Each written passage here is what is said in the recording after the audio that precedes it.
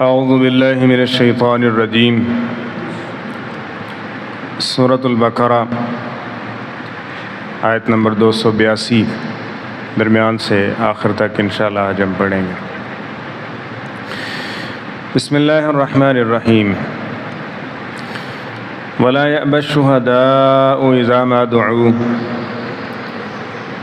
اور نہ انکار کریں گواہ جب وہ بلائے جائیں۔ ولا تسأموا، اور مت اکتاؤ، ان تکتبوہ، لکھنے سے، صغیراً او کبیراً، تھوڑا معاملہ ہو، چھوٹا معاملہ ہو، او کبیرہ، یا بڑا معاملہ ہو، الی اجلہ، اس کے وقت مقرر تک۔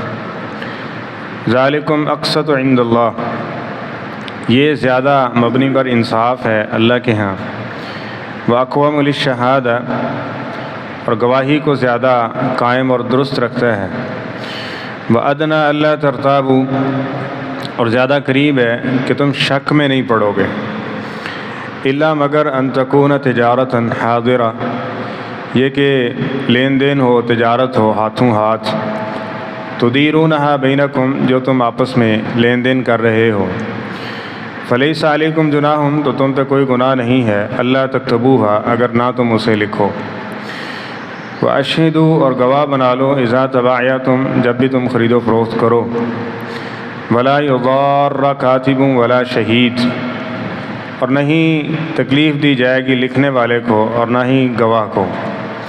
وَإِن تَفْعَلُوا، اور اگر تم ایسا کرو گے، فَإِنَّهُ فُسُوقٌ بِكُمْ، یقیناً یہ بہت بڑا گناہ و جرم ہوگا تم پہ۔ واتقوا اللہ، اللہ تعالیٰ سے ڈر جاؤ۔ وَيُعَلِّمُكُمُ اللَّهُ، اور اللہ تعالیٰ تمہیں تعلیم دے رہے ہیں، سکھا رہے ہیں۔ واللہ بکل شیء علیم، اور اللہ تعالیٰ ہر چیز کو خوب جاننے والا ہے۔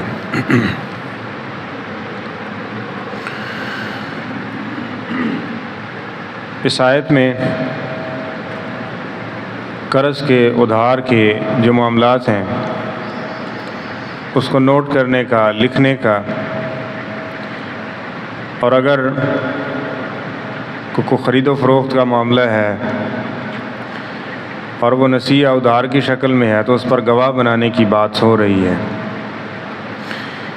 اور یہاں فرمایا کہ وَلَا يَأْبَى الشُّهَدَاءُ إِذَا مَا دُعُوا، اب ایک شخص گواہ ہے کسی معاملے کے اندر اور گواہی کی ضرورت پڑی ہے، تو اس کو گواہی دینے سے انکار یا ٹال مٹول نہیں کرنا چاہیے۔ وہ گواہی دے جو مبنی پر انصاف ہے۔ عدل کی گواہی اس کے اوپر دینا ضروری ہے، اور گواہی کو چھپانا یہ جرم ہے۔ اور اس کے ساتھ یہ بھی تعلیم دی گئی کہ وَلَا تَسْأَمُوا أَن تَكْتُبُوهُ صَغِيرًا أَوْ كَبِيرًا إِلَىٰ أَجَلِهِ، معاملہ چھوٹا ہو یا بڑا ہو اس کو لکھ لیا کرو، اس کو لکھنے سے اکتایا مت کرو۔ جو کاروباری لوگ ہیں وہ اس بات کو بخوبی جانتے ہیں کہ اس میں کمی کوتاہی وہ کس قدر خطرناک اور مہلک ہوتی ہے اور اس کے کتنے نقصان ہوتے ہیں۔ اور اس معاملات کو لکھنا، خاص طور پہ جو اس طرح کے ہیں، ان کو نوٹ کرنا، اور پھر اس سے بھی زیادہ حفظ کی اور امان کی جو صورت ہے اس پر گواہ بنا لینا۔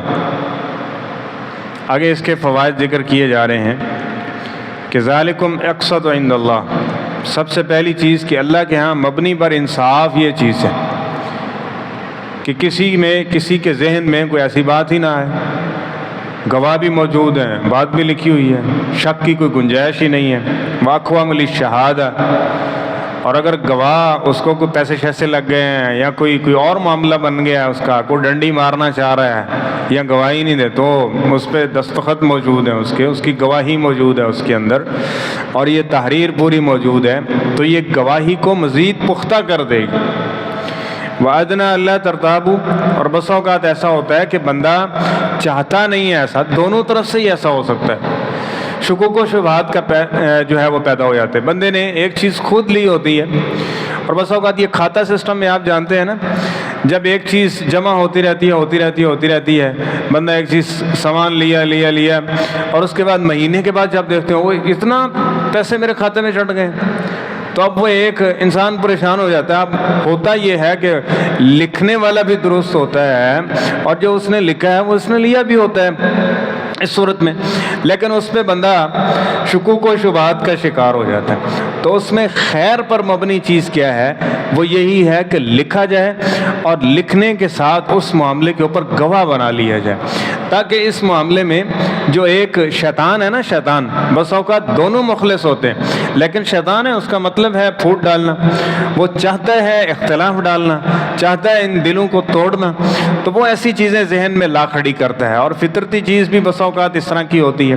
تو اس لیے اس سے بچنے کے لیے کیا ہے کہ وعدنا اللہ ترتابو، تم اپنے معاملات کو سیو رکھو، محفوظ رکھو، اس کو لکھو، اس کے اوپر گواہ بناؤ، تاکہ اس طرح کی یہ جو چیزیں ہیں بدامنی، اختلاف، انتشار یا حسد اور بغض یا ایک دوسرے کے خلاف نفرت پیدا کرنے والی چیزیں ہیں نا، اس سے بچ جاؤ گے۔ الا ان تکون تجارۃ حاضرۃ تدیرونها بینکم فلیس علیکم جناح الا تکتبوها۔ ہاں ایک تجارت ہے، ہاتھوں ہاتھ ہے، نقد کا لین دین ہے، پیسے لیے، چیز لے لی، اس کو اگر نہ بھی تم لکھو تو اس میں کوئی ایسی بات نہیں ہے، تو اس میں کچھ، کیونکہ اس طرح کے اشکالات یہ چیز نہیں ہے، پیسے دیے اور اس کے بعد معاملہ ٹھیک ہے ختم ہو گیا۔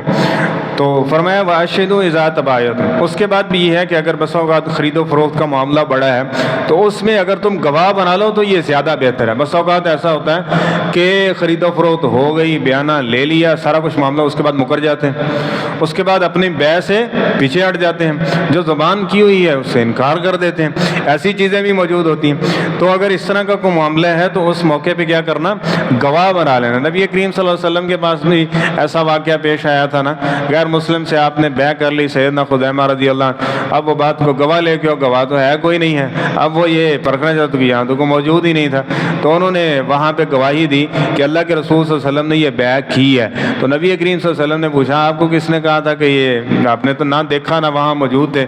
فرمایا آپ نے کہا کہ اللہ تعالیٰ ہے، ہم نے بغیر دیکھے مان لیا، اور آپ سچے ہیں، صادق المصدوق ہیں، یہ کیسے ہو سکتا ہے کہ دین کے معاملے میں تو آپ کو ہم صادق المصدوق مانیں اور دنیا کے اس چھوٹے معاملے کے اندر ایک چھوٹی سی چیز اور ایک اونٹ کے معاملے میں آپ غلط بیانی کریں گے؟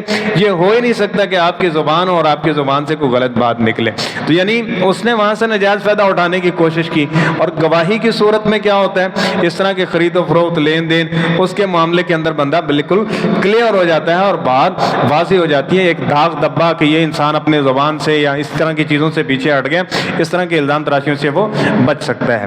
تو فرمایا واشہدوا اذا تبایعتم، گواہ بنا لو، ولا یضار کاتب ولا شہید۔ اس کے ساتھ یہ ہے کہ اب جس کو گواہ بنایا گیا اور گواہی دی ہے، بس اوقات تو نے گواہی دی نا تو ایسے کی تیسی پھر دیں گے، یہ ہو جائے گا وہ ہو جائے گا۔ اب جو لکھنے والا ہے اس نے کہ تم یہ کہنا ہے کہ مجھ سے وہ مسٹیک ہو گئی تھی یا اس طرح، یعنی کچھ بھی اس طرح کی بات کہ جو کاتب کو یا جو گواہی دینے والا ہے اس کو تکلیف دینے والے کی صورت ہو، تو فرمایا یہ جائز نہیں ہے، اور اگر تم ایسا کرو گے وَإِن تَفْعَلُوا فَإِنَّهُ فُسُوقٌ بِكُمْ، تو یہ بہت بڑا فاسق ہونے کی علامت ہوگی۔ جس طرح ایک فسق و فجور ہے نا، ایک گناہ ہے، ایک گناہ کے ساتھ فسق و فجور ہے۔ فسق و فجور وہ ہے کہ جو چمٹ جاتا ہے اور انسان کے دل اور ایمان پر اثر انداز ہوتا ہے، نیکیوں کو کھا جاتا ہے، یعنی جس طرح نیکیاں گناہوں کو مٹانے والی، فسق ایسے گناہ کو کہتے ہیں کہ جو انسان کے نیکیوں کو کھا جاتا ہے، نیکیوں کو مٹا دیتا ہے، اور اس کے ساتھ وہ اس کے لیے وبال جان بن جاتے ہیں۔ تو فرمایا کہ یہ ایسا گناہ ہوگا اگر تم ایسا کرو، کیونکہ یہ چلنا ہے معاملہ، خرید و فروخت کی اس طرح کا معاملہ بنا، اب یہ سالوں سال سے معاملے اس طرح سے چلتے رہتے ہیں، اور اگر ایسا ہوگا تو یہ اس کے لیے گناہ کا ایک جو ہے وہ جاری رہنے والا سلسلہ شروع ہو گیا۔ تو فرمایا واتقوا اللہ، اللہ تعالیٰ سے ڈرو، ویعلمکم اللہ، اللہ تعالیٰ یہ تمہیں سکھا رہے ہیں یہ چیزیں۔ اس کا مطلب یہ ہوا کہ سیکھنی چاہیے، یہ چیزیں جاننی چاہیے، معلوم کرنی چاہیے۔ اب بس اوقات بندہ تجربات سے اور اس طرح کے جو ہے نا جو دنیاوی معاملات ہیں اور اس کے اندر پھر تجربات ہوتے ہیں، پھر بندہ سیکھتا ہے۔ ایک یہ ہے کہ اس نے یہ چیزیں سیکھی ہوئی ہیں، اس کے مطابق وہ چلتا ہے تو وہ پہلے ہی نقصان سے بچ جاتا ہے۔ ایک ہے نقصان اٹھا کے تجربہ کر کے پھر بندہ کہتا ہے میرا تجربہ یہ انج کرنا چاہیے۔ تو قرآن پاک میں اور حدیث نے یہ ساری پہلی چیزیں سکھا دیے. جس طرح کہ سیدنا عمر رضی اللہ تعالیٰ عنہ فرمایا کرتے نا ہماری منڈی میں وہ کاروبار کرے جس کو کاروبار کے اصول و ضوابط وہ جانتا ہو.